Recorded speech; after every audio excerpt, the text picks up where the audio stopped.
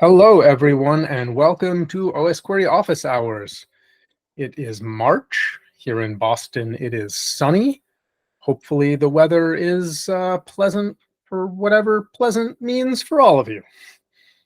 Welcome to Osquery Office Hours. I have to duck out a little early today, so y'all are welcome to keep talking when I go, but what it is. Announcements and highlights since the last meeting. Probably the obvious one is that we cut Osquery 512 and pushed that out to the various beta channels. I'm not sure who's testing it. We can probably talk about that down in the agenda. Do other people have any announcements or highlights they want to mention?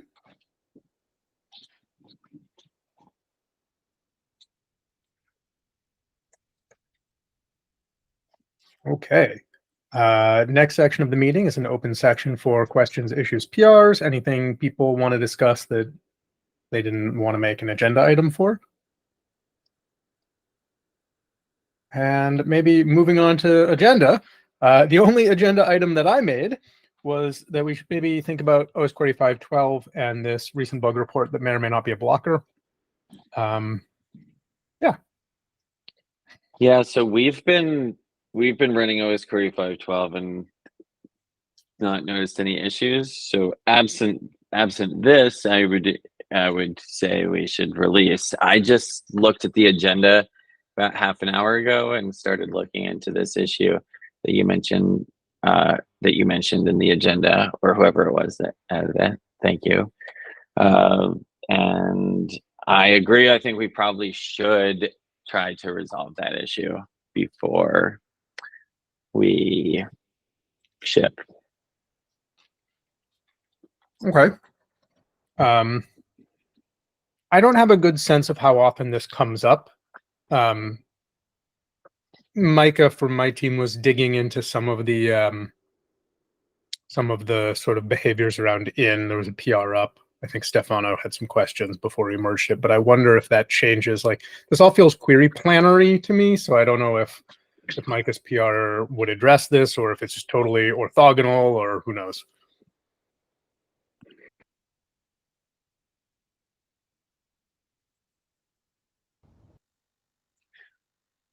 I mean, from the look of it, yeah, definitely is the query planner involved. And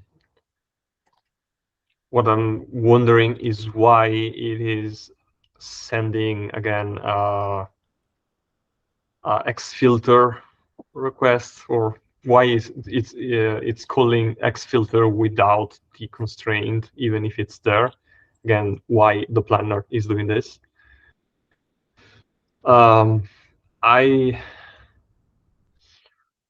don't think the PR by Micah is well. So it touches the behavior of in, but it's not directly involved, or I don't think it will necessarily fix anything there.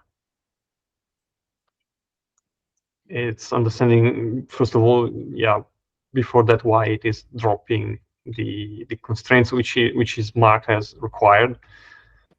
So yeah, I haven't looked too deep into it, but yeah, it's definitely strange that it is dropping that that constraint. It sounds reminiscent to me of the reordering that we've seen on joins in the past. Sorry. And that makes sense in the context of like a database and the relational algebra, because that allows for the reordering there, and that reordering gets the same results when you actually have a database on disk. We are weird in that we actually do rely on the order in which tables are generated, which is kind of outside of the typical theory backing databases. So I guess, Stefano, it seems like you have something you want to say? No, sorry. Well, yes, but I didn't want to interrupt your thought. So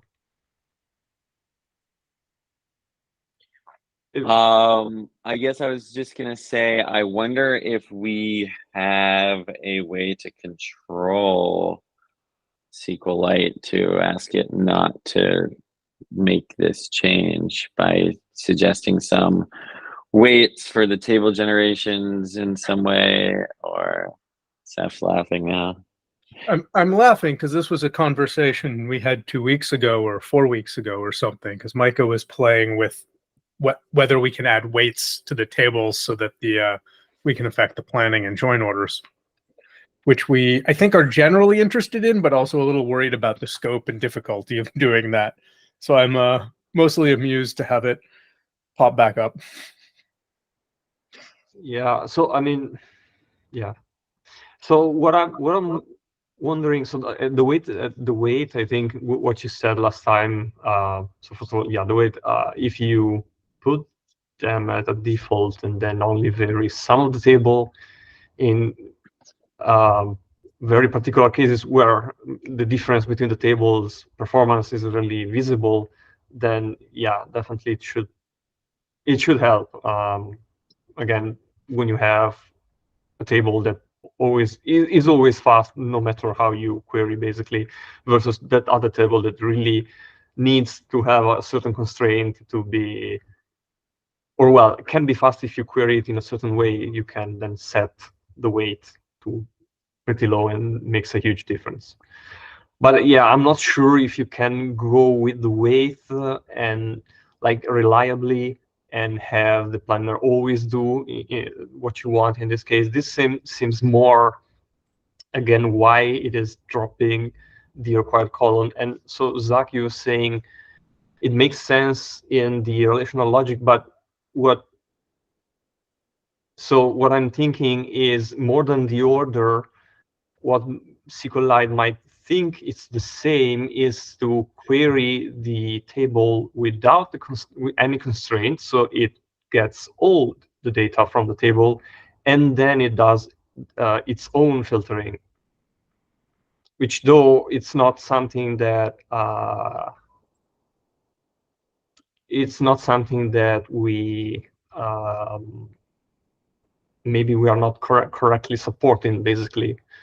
It's weird because in theory, where we are controlling that the user is passing the constraint should be, let's say, early enough, I think, but yeah, maybe this is the confirmation that it is not, that it is early enough that in both cases, either when SQLite decides to query the table fully without actually passing a constraint versus not passing it, the check is always there, and it's checking always what the user has passed instead of what SQLite has decided to finally pass to the table implementation itself.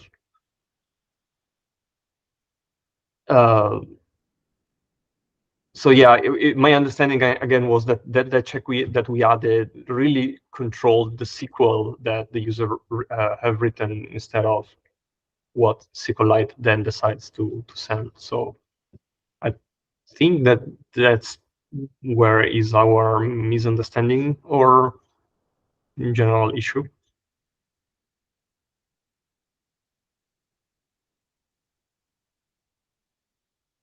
Because again, this constraint is specific to the authentic code table, so the order shouldn't matter.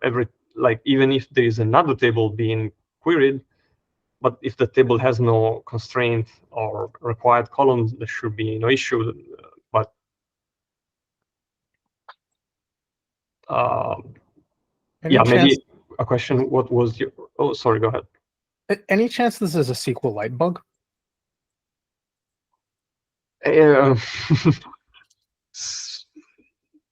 Anything, it's possible, but I mean, I would first check, really understand what's happening on our side. My instinct would be it's unlikely to be a SQLite bug. Again, because of the fact that like Osquery's assumptions about the way that filters are applied just violates like the relational algebra concepts that are used in typical SQL databases and that actually do apply when you have real data Right. in the database. Right, I understand. But what I don't understand is how the constraints work. So if we list something as required, then like I feel like it shouldn't get dropped. So we definitely see all kinds of weird behaviors because we're not a real database. So there's lots of this, like you see lots of planner misassumptions.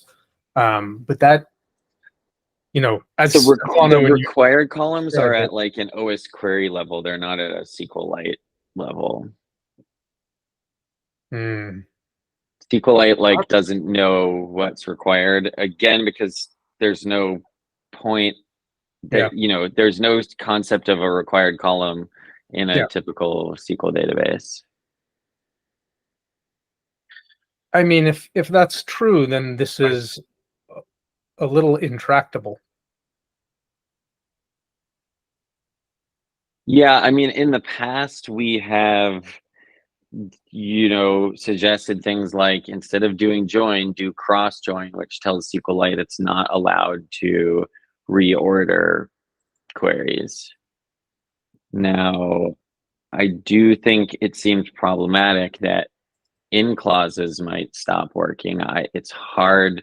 I haven't grokked this issue enough to understand how common the case may be that in clauses break, but I think that it's extremely common in my experience to use an in clause in OS query, and if that's now broken, that's going to be unfortunate and worth attempting to fix, or at least fix for as many cases as possible.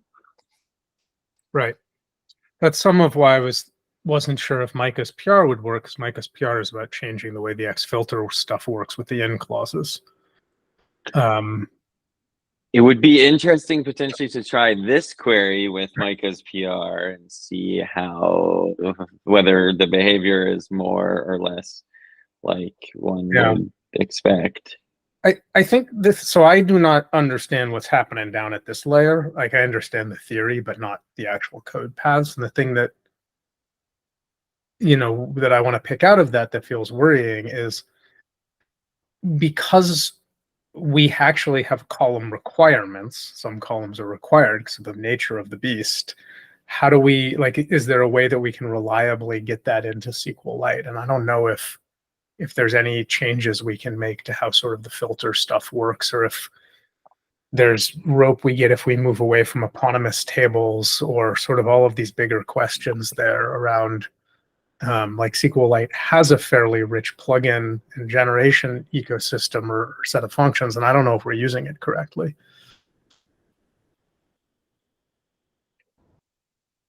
So just to clarify, then I understood that.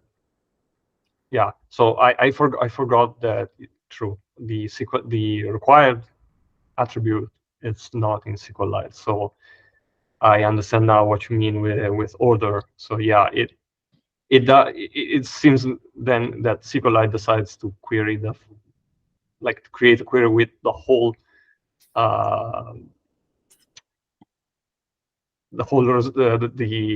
the results without constraining them, and then it wants to filter them later. Right. I wonder.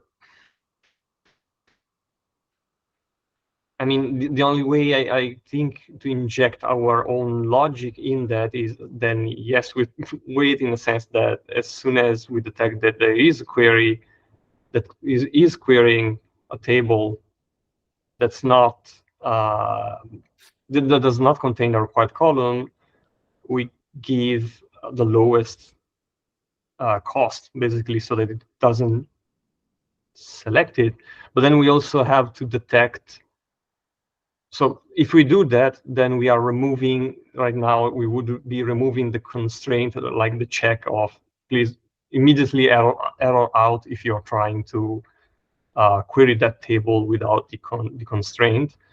We have to change that instead and put the minimum cost, but then also keep track of all the tentatives it does, and then only at the end, when there are no more tentatives, then if the table has not been queried with the constraint, then we give the error. Is it true that we immediately error out if a table? Because I think that's actually just a warning that we log. Let me see. Might be. Yeah, definitely might be. So there is a has required constraints. So actually, it's already.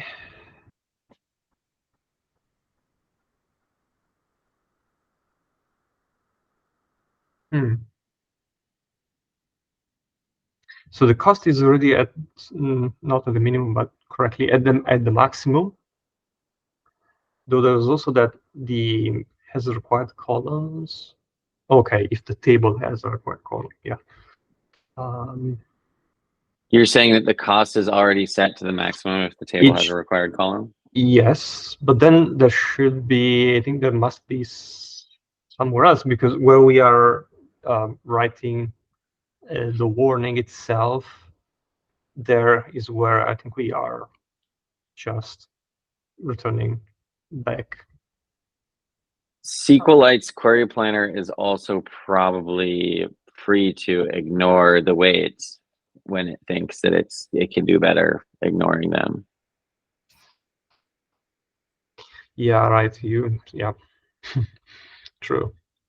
And it can still ignore it. Yeah, I think that it's like after the planning phase when we emit those warnings. I think it's when when Osquery is about to call a generate function with a required, and it sees that there are no constraints passed.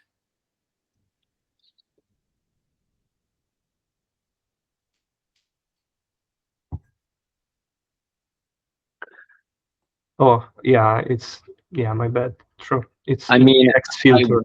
Yeah. Yeah. Is it possible if this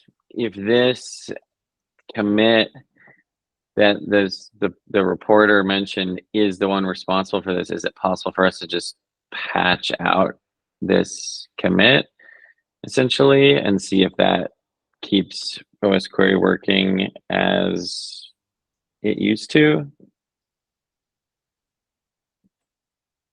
Pretty small commit. I mean, it would be nicer to find some other way, but yeah, hopefully it's not then connected to something else. But beyond that, I mean, okay, this change probably highlighted more the issue, but it seemed that the report was mentioning that also previous versions of Osquery were already having something weird around that. So, but yeah. Yeah, and again, that's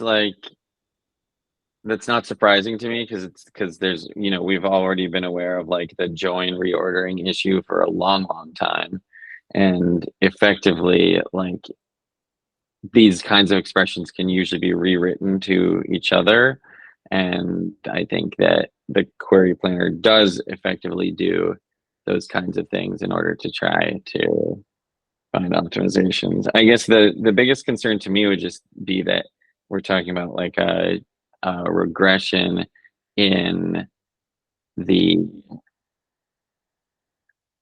accuracy of the results returned by Osquery.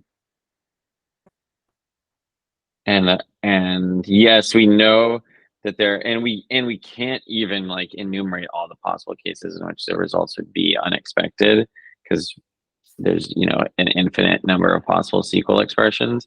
But the fact that there's a known one that's regressing here gives me the inclination to try to prevent that regression from happening. As a side note, maybe, do we have somewhere in our CI where we can collect these queries and test them? And like, because if we fix this one, we're going to upgrade SQLite again, or we're going to go change something in the planning code, and then it'd be nice to have a small library of things, even if we just catch them as we learn about them. That's a great point. Yeah, so technically the Osquery Python scripts are running queries, and they are running also example queries that are, I don't recall if they are the ones taken from the table the spec files where they are present. Yeah. But one of the problems may be that in order to reproduce this kind of issue, you need like our CI systems often return no results for tables. And so I wonder if we would have to write tests where we like instantiate tables that intentionally do or don't use, like just make up completely fake data and intentionally do or don't use the constraints that are passed in order to properly reproduce it. That's a good thought. One thing I've noticed is that you can generally create table and stick some fictitious data in it, but that may or may not break some of the planning. The other thing that we could maybe do is if you invoke Osquery with there's a hidden planner debug flag, and maybe we can just process the output in terms of how often was generate called with what kinds of semantics, or we could maybe plumb through some kind of flag output for testing table planning, and then automate around that. I think the problem though with that, so creating tables through like the query language itself, is that they are not virtual tables, so they will not exercise our implementation. So that's yeah. Right. They won't exhibit the behavior. The optimizations will be correct on those because they'll be following the expectations of the rest of the system. So I mean, then sort of instrumenting basically every time we call generate, we should know what we called it with and how, and then we can build things. And I feel like we have a hidden planner argument that exposes that. Yeah.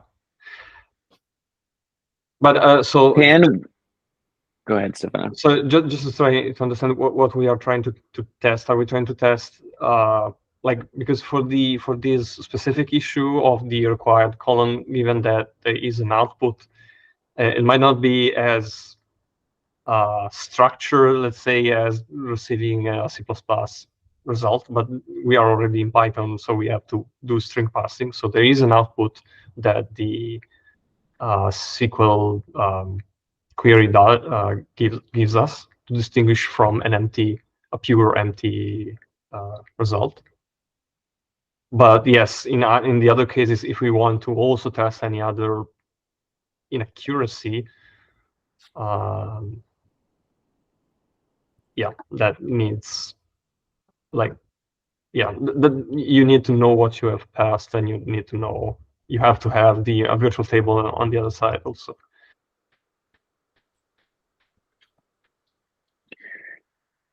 Yeah, I mean, trying to get some testing in place to catch these kind of regressions in the future makes a ton of sense to me.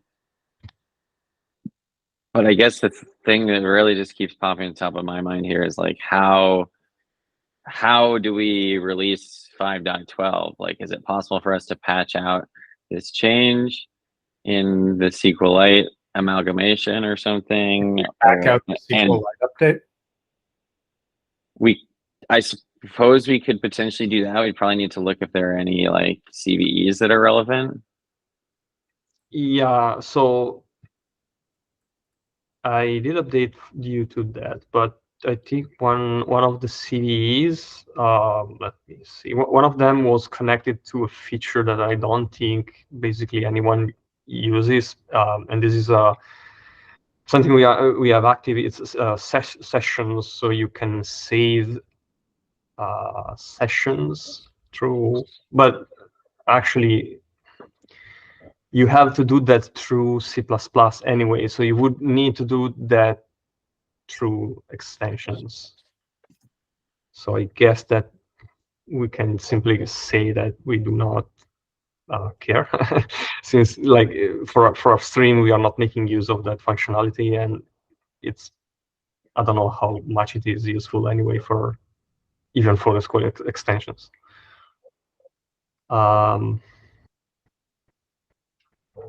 That's one we can disable. There was, I think, another one.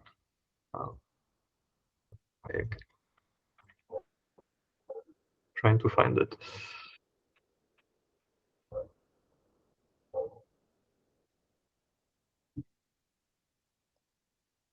Oh yeah, the other one was related to JSON parsing through a certain JSON function, but also this one had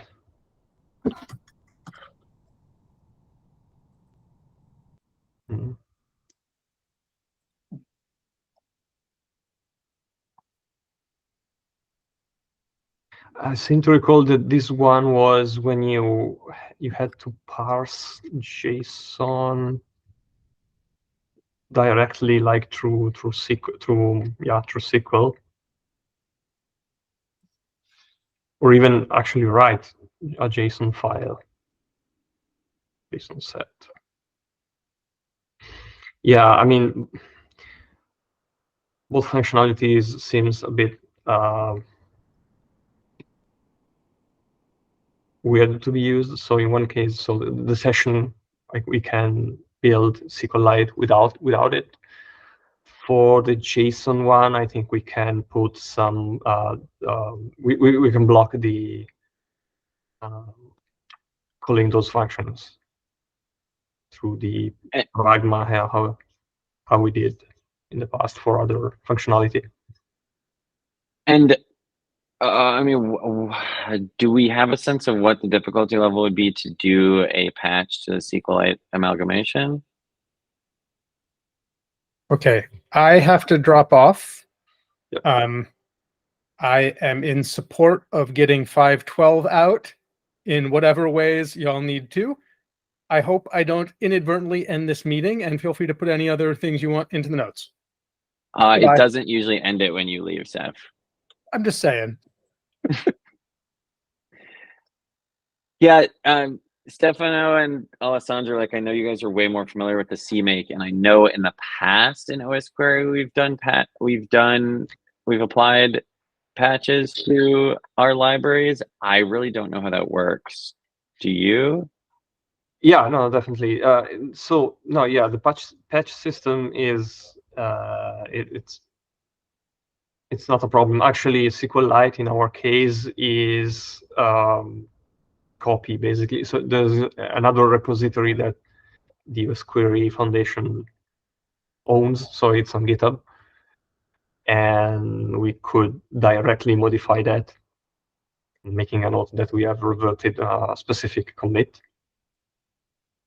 So At yeah, third-party SQLite. Yeah. Exactly. Exactly. And is there a,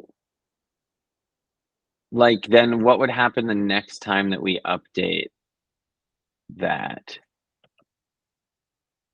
Oh, so currently it's used as a submodule instead of, because SQLite doesn't have doesn't have the amalgamation into repositories, only a zip file. So to avoid the, although we are doing it for OpenSSL, to avoid that path, we have set up a repository that we can select a commit to use. So if we want to update again SQLite, we just push the new update on that repository, and then from Osquery we reference a new commit for the module submodule. And would we have to like repatch in the third-party SQLite repository? Oh, well, if you want to keep that change, yeah, definitely, yes, we have to bring that change with us forever. So would it be possible, instead of doing it in the repository, like keeping that repository exactly in sync with SQLite, and then doing the patch like somewhere after the submodule is pulled down? Yeah, but I don't see, so I don't know. Personally, I would prefer to have the SQLite repository maybe pre-patched. Even just we create a separate branch so that one can diff the two. Oh, sorry, I didn't.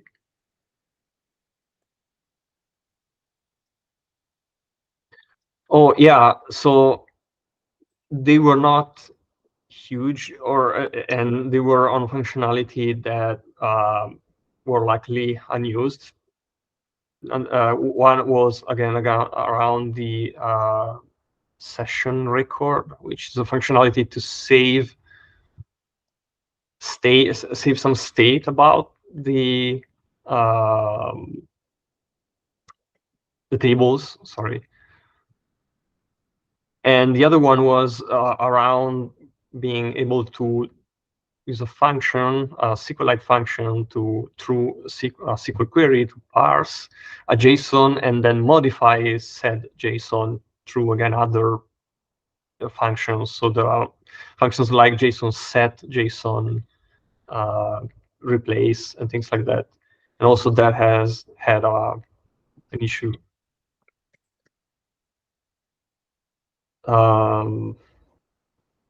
But as I mentioned, the session one, it's easy to disable. It's a flag in the third party. I mean, when building a SQLite, it's a flag we can disable to remove that functionality. For the other functions that I think we can block them. For the patch, again, I would not go through. I would go through the easier way to have the repository already pre-patched. It will be a commit, so it's still visible what's the change, instead of having Osquery having to patch it every time and go through the process of patching the file post download. But just to understand, did you have that preference? Like what was the reason for you preferring the patching post download? It was mostly thinking about like whether we would have to remember to manually do the patching every time we update. Oh, well, no, not really. So when we update the I mean, in yes and no in both cases. The patch might not be valid for the new version of SQLite because lines have moved around, so you will have to redo it. Right. But okay, it's true that you can, since the other like the other repository, normally you just copy and paste, like you overwrite the file directly. Right. Yes. That's my concern. Yeah. I mean, it should be the top commit, but yeah, that's.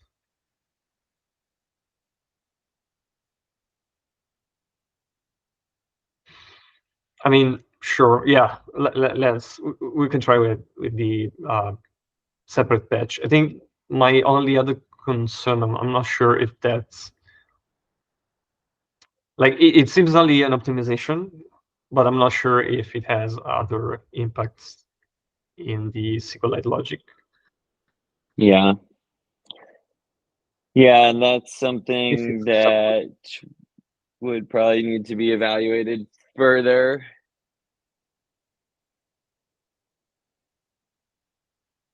I mean, this is something that I could dig into a bit, like whether it seems like this change affects other things and whether just like reverting this particular commit is a viable solution. The thing that I really don't understand how to do would be to like apply a patch during the build process.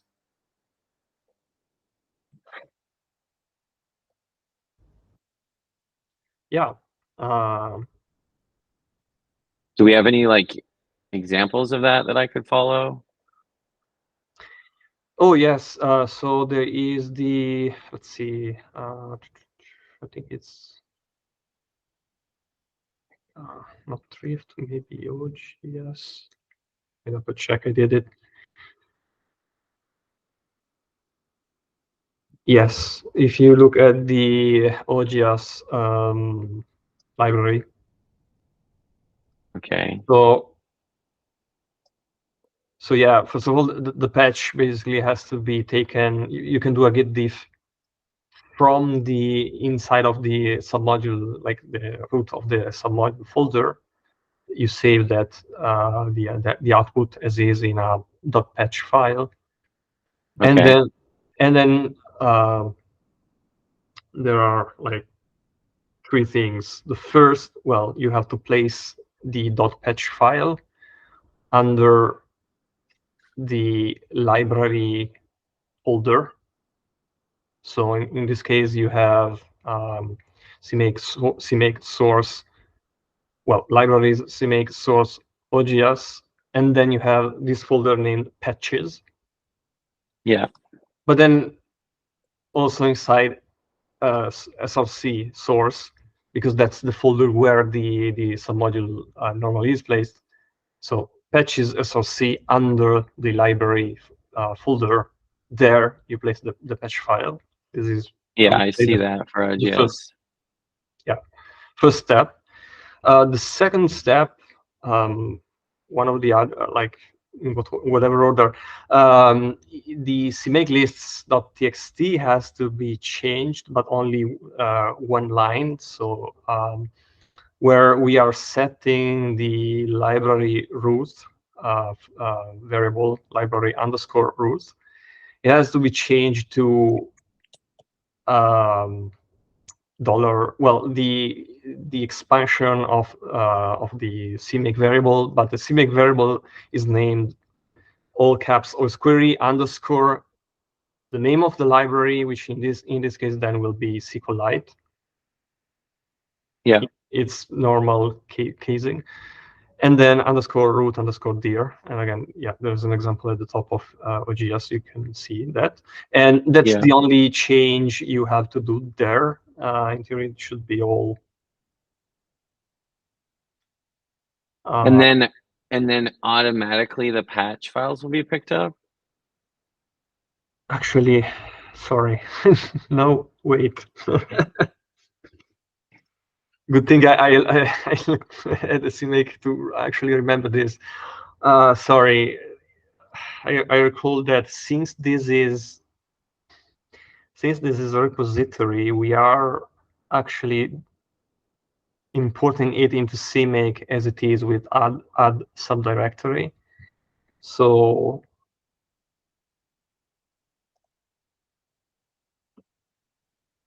no, you cannot patch. No, you cannot patch SQLite with the current method.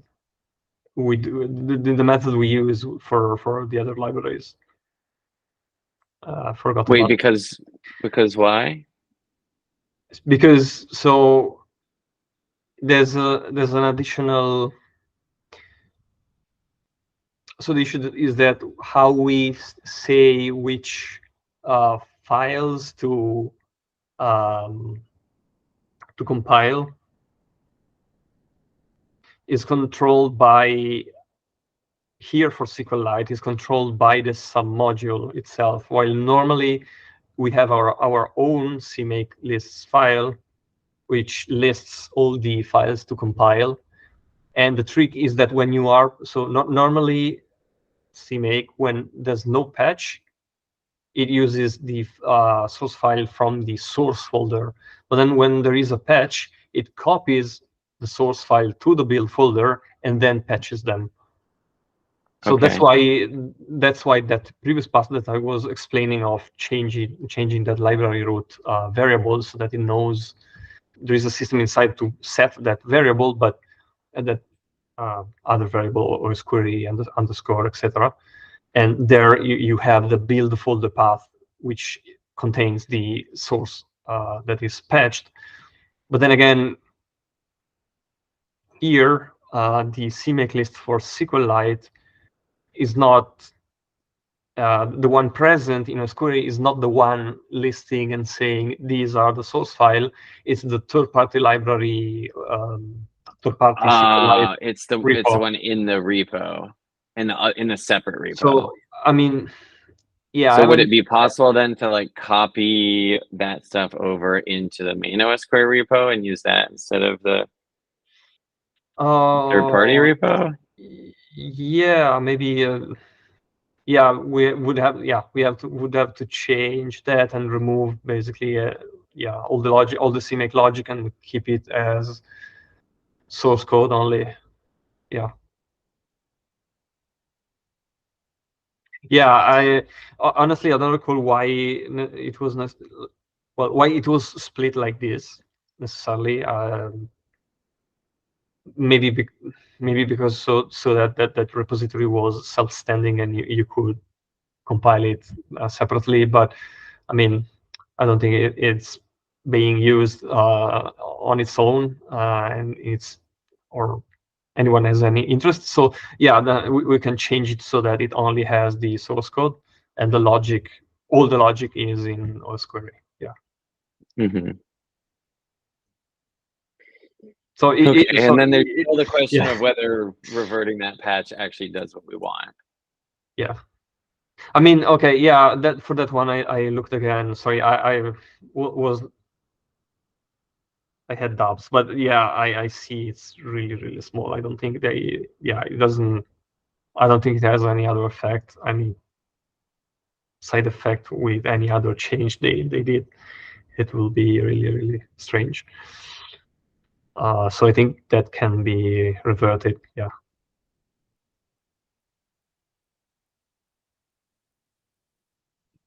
And by the way, the last step after having changed the third-party library SQLite and having put it, like made it how we just said, under the modules folder. This is again under the CMake source. So next to the list of folders for the various libraries, you have modules, and where you have find SQLite, then you have to like inside that import source submodule function call, let's say, you have to put patch all caps. I see then, that.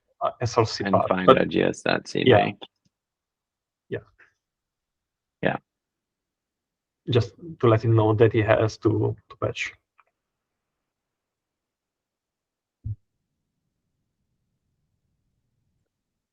Okay. I could attempt it. It sounds like it will really stretch my CMake knowledge, but I could attempt this. Yeah, I honestly, yeah, I think the major thing would be probably the bringing in the SQLite. I can, I mean, if you'd like, I can do this step, or I can let you if you want to try it in the sense, getting. If that's something that you have time to do like this week, then I think it's probably better for you to do it. And if not, then I will make an attempt. Yeah, no, I can. Sorry, I haven't posted earlier. I thought, but yeah, I can definitely do this after this meeting. Yeah.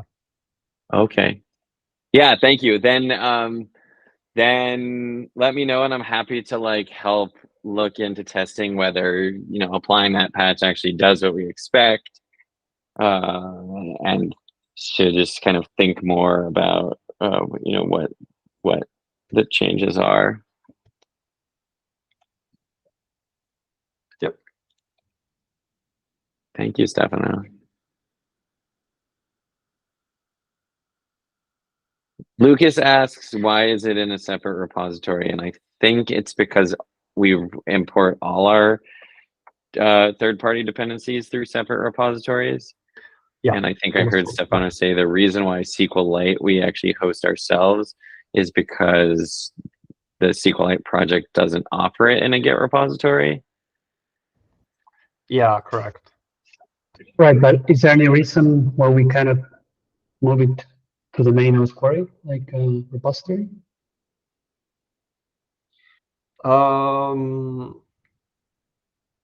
Like, So know. yeah, in Yeah. this specific case, the source, like the project itself, is only those files, so it is more. Yeah, the reason I think we just went with consistency, sort of, because OpenSSL Okay. is the outlier, but yeah, consistency with some modules. For the other projects, the reason was mostly that they are big and they have additional files, and we didn't want to have to extract the source code files individually every time. So yeah. Okay, but it seems like to iterate in the future and try patches and all that, it makes sense to include it, right, on the main repo. Yeah, it's again, yeah, it makes sense to bring it in. I think that's again a particular case, special case, and in general, the other thing we want to have, like, for whoever is auditing, let's say, Osquery, a sort of easier way to say, I like to have a commit, and yes, this commit matches with the original upstream library repository. But again, yeah, SQLite, it's a special case here. So yeah, I agree that it will likely simplify things.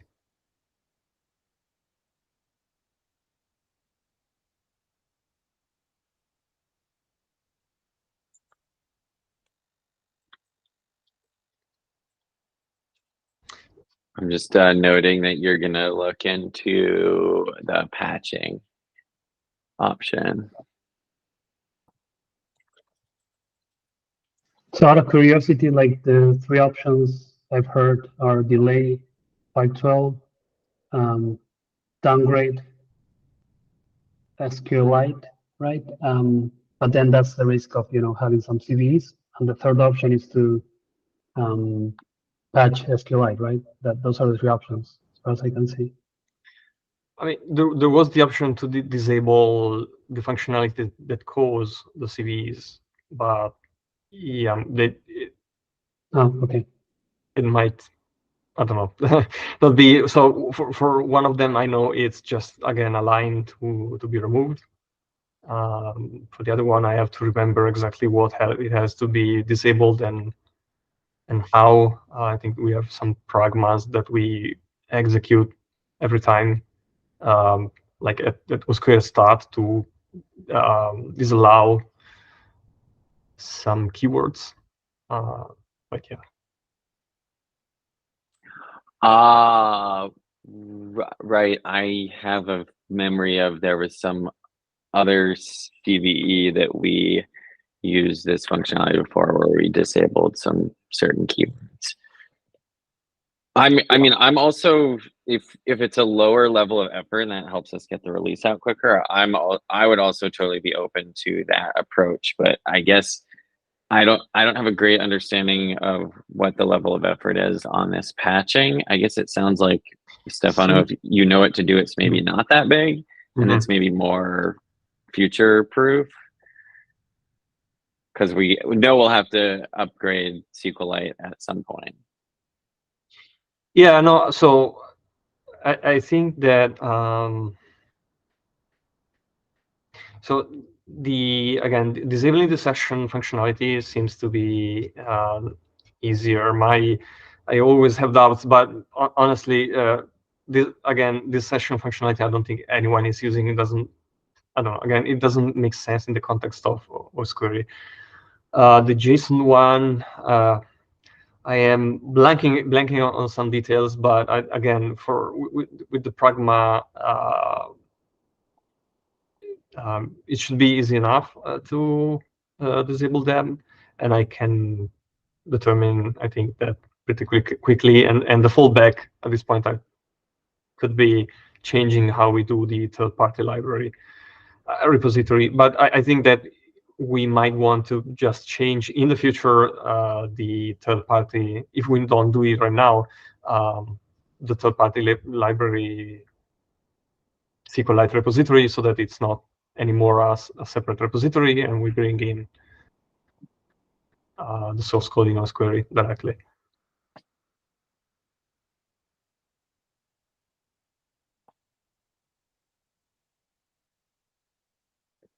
That would definitely be my preference if it's possible, since it seems like that's the direction that we may likely need to go in the future. Yeah.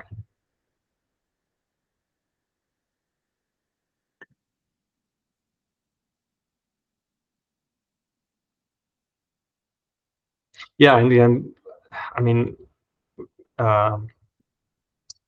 we just really need to keep track, write somewhere what's the base version, original version, and then like just for whoever is again auditing, looking at Osquery for their simplicity, to know what's the base that we have modified, if we have to modify it in the future. Yeah. Yeah.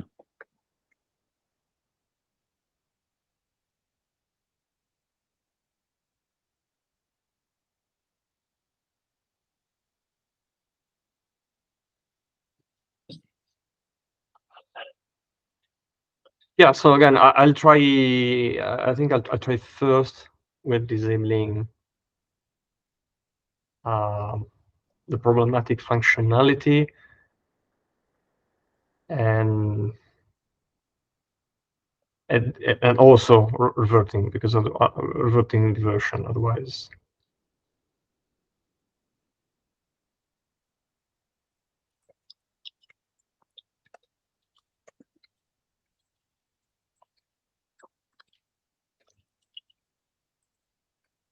So to complicate this, that is the first thing I will check, but I will also reserve, like, I just thought that if we revert, there might be, I don't know, there might be some features on the change log that we are losing that we may want. I don't recall what has been added. We will need to upgrade someday. I think like it's like a near certainty that we'll need to upgrade someday. Yeah. I just pasted the link to the meeting notes. Does this line that I wrote look right? Starting with Stefano is going to.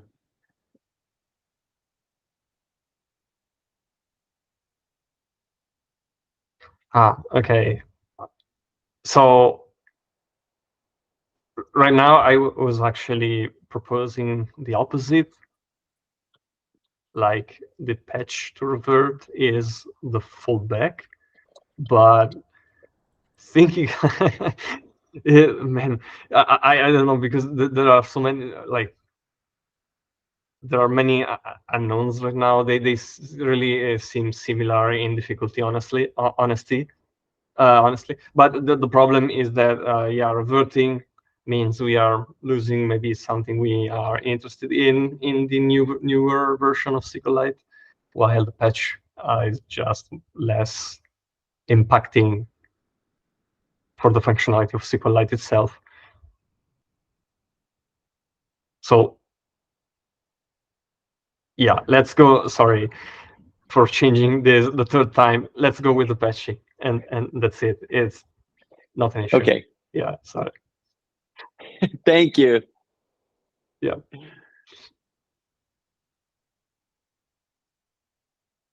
Okay, we've got about 4 minutes left. Is there anything else that folks want to chat about? I have a small question. I didn't want to interrupt this other thing.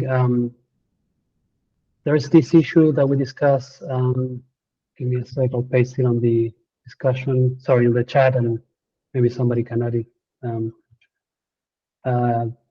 So we did patch that, but we didn't fix the underlying issue. I think, Stefano, you were like aware of this issue where we decrease the privileges of the thread, and there's some issues when writing to logs, right? are we okay? I mean, are we okay with this? Or is it okay if I write some code that would buffer the logs while the privileges are dropped, and then we emit those logs after we get the privilege back in? Is that something we want to see, or is it something we really don't want to fix now? I'm not saying for 5.12, maybe for 5.13 or something like that. I don't know if you folks are aware of the issue, but basically it's the troubleshooting section on that issue. There's a part where I say collect logs and emit them after the privilege are restored. Again, I could implement that, but I don't know if that's something we want.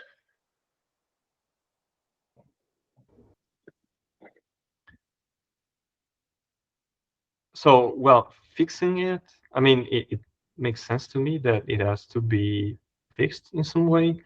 I only know, and I'm saying this for, well, I don't know how useful it is, but yeah, adding, I think that unfortunately adding code to delay buffering might be tricky, but yeah, it's not necessarily helpful.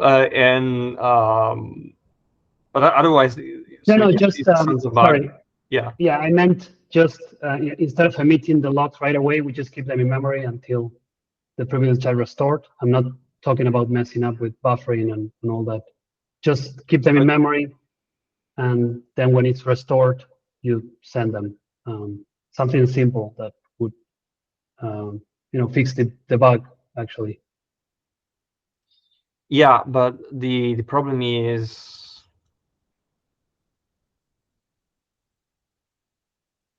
so you need to give a custom. Well, it's not difficult. Just trying to understand. You have to give a custom login function and be sure that it's always called. So that version is called by those tables that will find themselves inside the. Yeah. Yeah, it's a fix for yeah. these tables only. Yeah. Yeah, I guess what you're proposing is instead of calling the regular log functions in the affected parts of these tables, you call some other log function, and then after the privileges are restored, you call the default log function with the stuff that was kind of buffered. Which is already present, by the way, sort of, at least on. Well, you are on Linux, so that's that's good, and I actually think that that packages table, for instance, is already using that. So for the namespacing, the namespace work we did in the past to be able to use a table inside a user namespace. There is already functionality to change, like to use a different logging function so that the logs go through a pipe channel instead of the normal glog logger when the table is launched through, like, is launched inside another process that is inside the user namespace. So you can use, yeah, true. You can use that functionality. You can, inside it, the table generate, if you have a way to, well, not if, you have to do it every time. So yeah, you have a way to pass another function. So Stefano, you think that functionality is like reusable for this case? Yeah, it should be a virtual function. It's calling, so you can create your own variation. And I seem to recall, yeah, that I did make it so that you can, in the table itself, you can pass which function it has to use. Let me double check one thing. If I did not force the choice in some way, that packages. Let's see. All right. So just to not delay the meeting, please do send me that so that I can consider doing that instead of writing custom code. And thank you, Stefan. Yeah, it's possible. Yep. And yeah, that will be it, I think. Yeah. that should be all. All right, I'll send a reminder on the issue. Yep. Thank you.